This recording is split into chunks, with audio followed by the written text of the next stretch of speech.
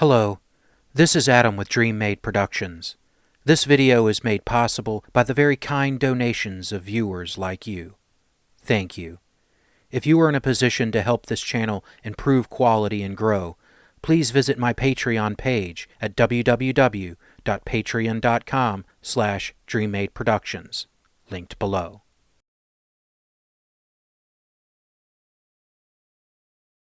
It is the 31st century, and mankind is once again at war.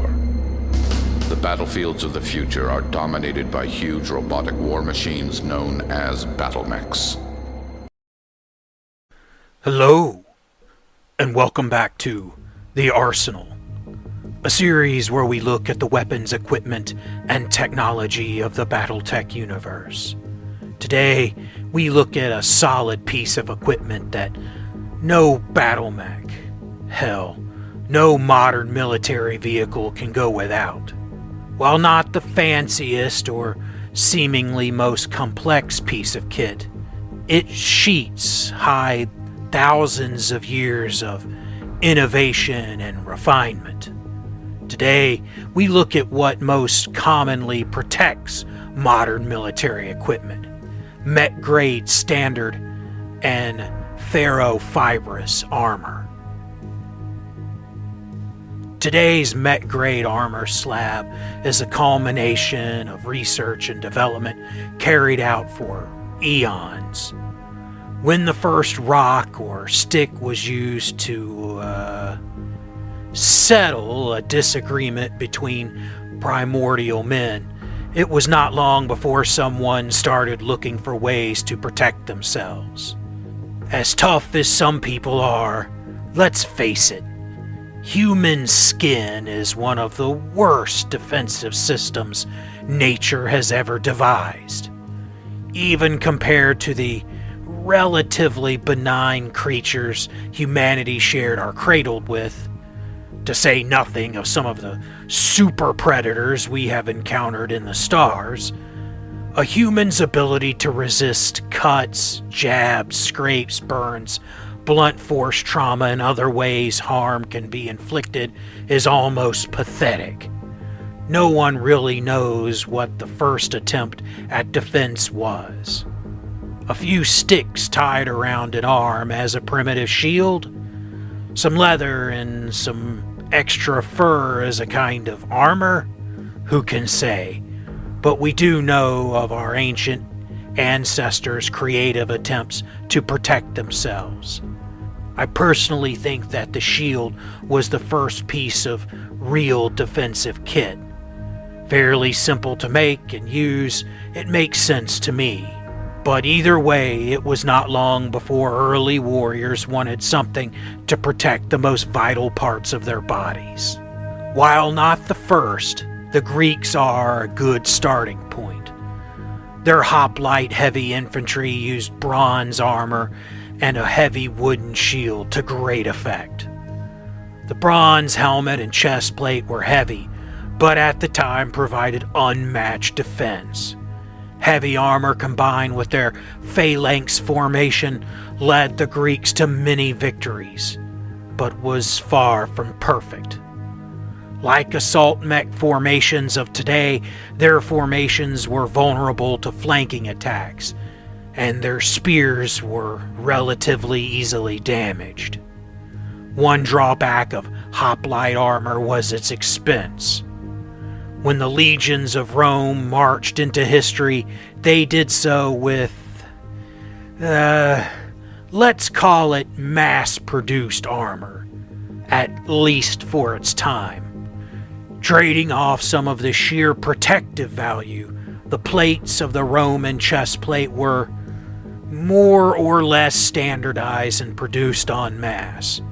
Paired with their tower shields, they went on to become a legend, which, for better or worse, others still emulate into the 31st century. As iron and steel progressed, more elaborate armor schemes were produced, growing from the chest plate and helm to ring mail that could protect the entire body. Advances progressed until a warrior emerged that was completely encased in plates of steel. The knights of old us mech warriors are so often compared to. Solid plates backed up by mail, leather, and padding beneath that for a time made these combatants the terror to those lesser equipped. Refinements continued until gunpowder changed everything. Once firearms graduated out of their infancy into relatively dependable weapons, armor quickly started to fade away. The amount of protection needed to stop such a projectile was simply too heavy and expensive to be effective. Armor would all but vanish from use. Simple dirt quickly became a soldier's best protection. Fortunately for us, the story does not end there. It would be some time, but armor would return. As the horrors of trench warfare introduced themselves to mankind on land, it would be at sea that armor would make its first return. Armor on ships was nothing new, but the oar or sail method of propulsion always held ships back. The marriage of the steam engine to a boat hull gave designers the ability to mount significant armor for the first time. Early entries into the ironclad arena were as creative as they could be crude. The first deployment of these vessels were devastating to the classic age of sail ships. The concept of armor piercing was all but alien to these ships, and the cannons of the time could not seriously damage such protected vessels. The first clash between these ships was very telling.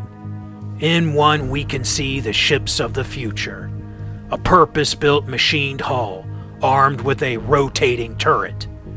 The other, well, even a rebuilt ship whose armor scheme included repurposed railroad track, proved equally effective against the guns of the time. Both ships were unable to knock out the other, with wooden ships being left virtually helpless. Armor had returned in a big way, but guns were quick to evolve. It would not be long before sails, masts, and gun decks gave way to steel, then to all big gun dreadnoughts of the sea. The balancing act of armor to firepower to speed was ever evolving, just in time. The nation-states of old Earth fell into their first nearly global conflict. In that conflict, the first step to the battle mech was taken. Locked in the horrors of trench warfare, old Earth brought back armor in a desperate attempt to break the stalemate. These early armored boxes were crude, but would show what was to come. And there, our true story begins. Armor of the time was crude, cast of solid slabs of iron or steel riveted together. It would not take long before rivets gave way to welds, and slopes were used to increase the effectiveness of the plates. These worked well, but as weapons, particularly handheld weapons, grew in range and destructive power, the plates were losing out. There were too many ways to attack such a target, and no one way to defend against it all. This is where the idea of composite armor began. Sandwiching ceramic plates between hardened metal proved very effective. This armor went by many names and variations, but Chobham armor would become more or less the standard until, well, after spaceflight. While not perfect, it did provide the best overall protection against the most number of threats.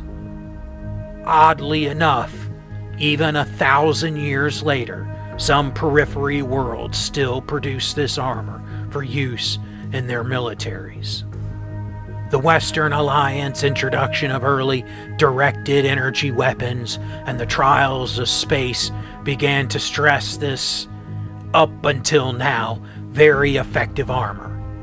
Like so many innovations, it was the Terran hegemony's eggheads that produced the first aligned crystal steel composite armor.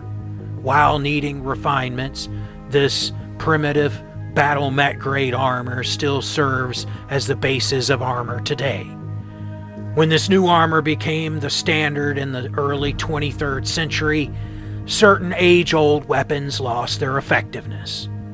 Traditional missile weapons as well as rifle cannons very much struggled to penetrate the armor, so much so that the Terran hegemony began its universal missile, what would later become LRM and autocannon projects. By the time Skabel debuted their special project in 2439, this new armor had become the standard for centuries, and so it was the armor that protected Charles Kincaid's Mackie, as well as the very early designs that followed. What we now call primitive armor is very much like the current armor standard. For each Star League ton of weight, it provides protection rated at right around 10. These days, primitive armor is still around, although even modern heavy-duty industrial-grade armor provides better protection. Still, primitive mech-grade armor is fairly easy to produce, and is cheap when you can find it on the market. The introduction of the BattleTech sparked the imaginations of many a planner, researcher, and designer. With the second and third waves of BattleTechs, the old armor was being replaced by a stronger, more refined version. Improvements to the aligned crystal steel formula, along with better internal composite cores, led to what we now call standard armor. Standard armor is more durable thanks to the improvements. A ton of standard mech-grade armor provides protection rated at 16, and while slightly harder to produce than primitive armor, it is still fairly simple to churn out for most industrialized worlds. With the refinement completed, the standard armor would become, well, the standard used on virtually all military units. However, the race between the sword and shield never ends, and it would not be long before engineers worked to provide further protection. Terran hegemony scientists found a way to improve the armor further, but there were drawbacks. Unable to make the armor any stronger without drastically increasing its weight, they instead started experimenting with coating the outer layers of the outward aligned crystal steel armor slabs. The breakthrough happened when a diamond weave layer was added to the out-facing aligned crystal armor. The result was an armor that reduced the dense steel layers for stronger but bulkier and more complex engineered diamond weave. Ferro-Fibrous armor, or Ferro-Fiber, or just FF armor as it is now called, was the result. Early examples began to appear on BattleTechs and ground combat vehicles as early as 2557, with full production versions hitting the market about 15 years later in 2571. The step up in protection was more than noticeable compared to standard armor. A ton of ferro-fiber armor can defend against damage rated at 17 or 18. However, unlike standard armor, ferro-fiber had some pretty glaring problems. I want you to really think about what I just said. If coating a military vehicle in literal diamonds sounds expensive, there is a good reason for that. Because it is. Now granted, we are not talking about the jewelry-grade eye-turners here. And diamonds are not as rare as a lot of people seem to believe. But we are still talking about a somewhat rare commodity here. Further, ferro-fiber can't be produced just anywhere. The way the weave is made requires manipulation that can only be achieved in a zero-gravity environment. That means you have two real choices. Either a major manufacturing plant in space, or some major tech that can simulate zero-G. Outside of cost and production woes, ferro-fiber armor might be light, but it is large. The weave is not as resistant to damage as solid crystal steel, so although quite a bit lighter, more is needed. Mounting the stuff cuts into the interior space a mech has for equipment and weapon systems. Ferro-fiber armor will rob you of 14 criticals worth of other stuff. That can be considerable. The difficulty of manufacturing involved with ferro-fibrous armor proved its downfall during the Secession Wars. Orbital facilities were often the first targets of invasion forces. While some very, very limited production continued, it was not long before the literal diamond-making machines broke down, or the remaining orbital plants could no longer produce. It would be the Draconis Combine who would successfully recreate the weave process in their orbital facilities in 3040, the earliest examples of which were pressed into service in the closing days of the 3039 one-year war. As is so often the case, the SLDF survivors did not lose the technology. Clan scientists would further improve the tech, making it even stronger and half as bulky as the Inner Sphere Standard.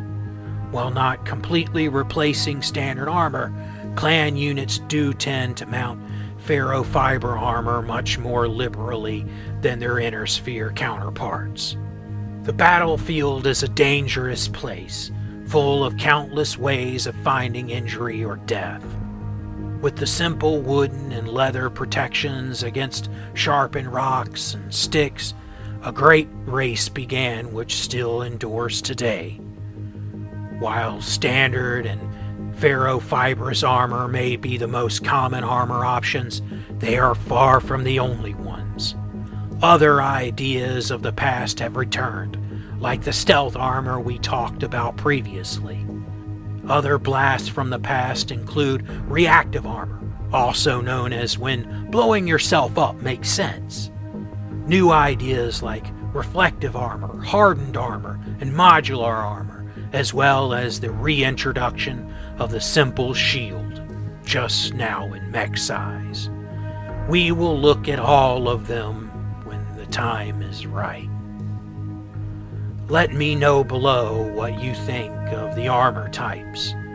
Do you prefer the tried and true standard armor, or is the loss in mounting space worth the weight savings of ferro-fiber? There are those out there that insist on the budget option of primitive armor, the cost savings going to bolstering numbers. If you have a piece of equipment you would like covered, let me know. And as always, I hope you enjoy the battle reps that are to come.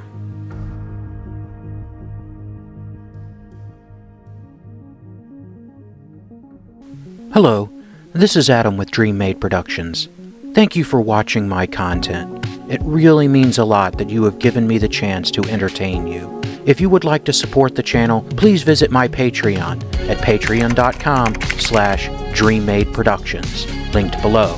Also below is a link for PayPal, or links if you would like to send crypto, if that's more your thing. Please know any amount that you give will be cherished and used to upgrade equipment and improve the channel. You can also help the channel by subscribing, turning on notifications, liking, commenting, and sharing my channel with anyone you think might be interested. Thank you again for watching, and I hope you enjoy the battle reps that are to come.